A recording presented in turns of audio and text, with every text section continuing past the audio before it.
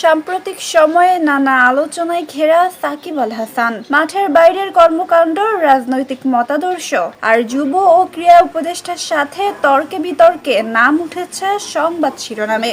তবে সব আলোচনার ঊর্ধ্বে তিনি একজন ক্রিকেটার, আর ক্রিকেটার হিসেবেই পেলেন সুখবর।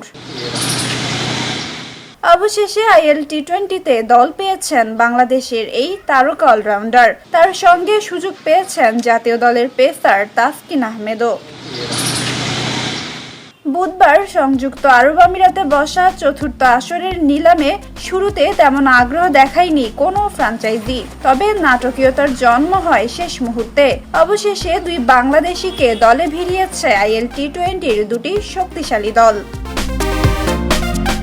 ভিত্তিমূল্য 40,000 মার্কিন ডলারে সাকিবকে দলে নিয়েছে এমআই এমিরেটস, আর জাতীয় দলের গতি তারকা তাসকিন আহমেদকে পাওয়া গেছে দ্বিগুণ মূল্যে। 80,000 ডলারে তাকে দলে ভিড়িয়েছে শারজাহ ওয়ারিয়র্স।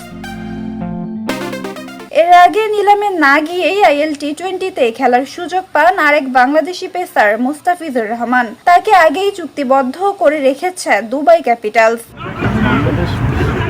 সব মিলিয়ে এবারের আসরে 3 বাংলাদেশি ক্রিকেটারের খেলার বিষয়টি নিশ্চিত হলো, যা নিঃসন্দেহে আন্তর্জাতিক লিগে বাংলাদেশের প্রতিনিধিত্ব বাড়িয়ে দিল কয়েক ধাপ। আইএল টি-20-র এবারের আসর অনুষ্ঠিত হবে সৌদি আরবে। ডিসেম্বরেই মাঠে গড়াবে টুর্নামেন্টের চতুর্থ আসর।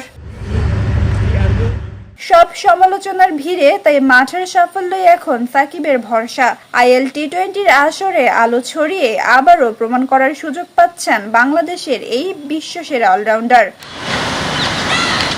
নাজিফা তাসনিম, ক্রিকেট 97।